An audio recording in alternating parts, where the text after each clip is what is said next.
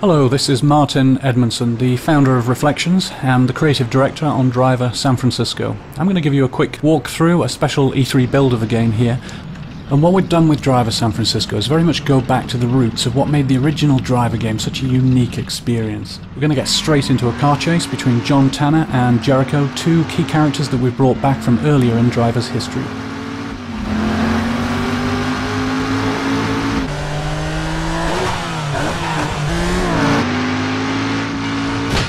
Other things we brought back, this sort of classic back alley action, smashing through garbage and bursting back out onto the streets, all that's back.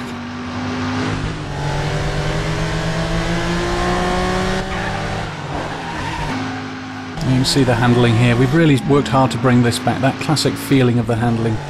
Tanner pushing the back end of his car right out there. And for the first time in Driver's history, we have well over 100 real licensed cars.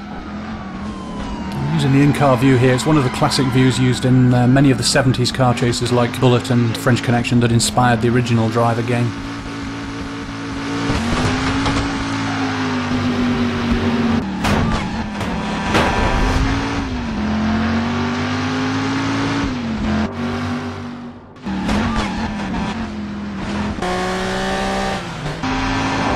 Bang! Right, so that looks like the end of Tanner's chase. Now, whilst Jericho gets away here, I want to show you this. This is a brand new feature for Driver San Francisco. We call it Shift. Now, this is brought about by the fact that Tanner, earlier in the story, is involved in a serious incident, and that puts him into a coma.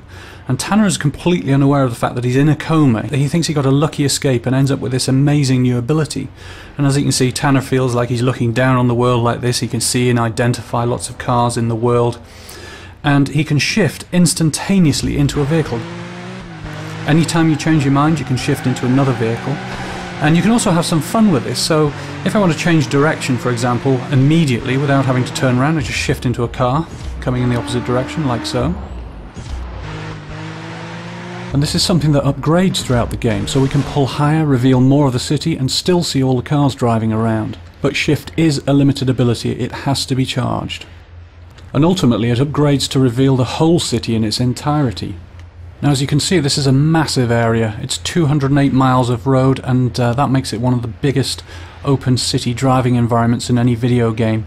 And what it gives to the player is a truly diverse experience of different driving styles.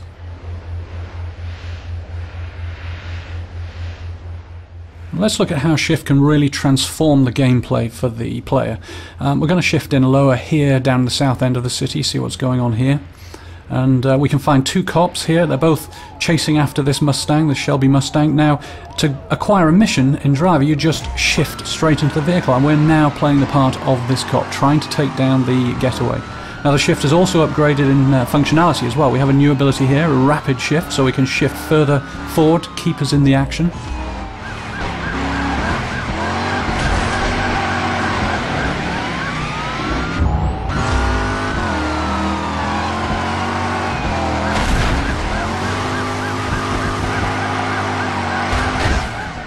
Overcooked it there. The other guy goes past, shifts, keeps us straight back up there, right behind the Mustang again. Now, when shift really becomes interesting is when the player starts to treat the vehicles in the city as tools.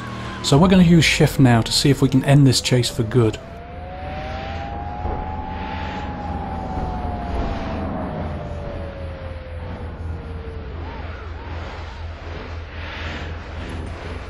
Now that's what I'm after, a big heavy 18-wheeler.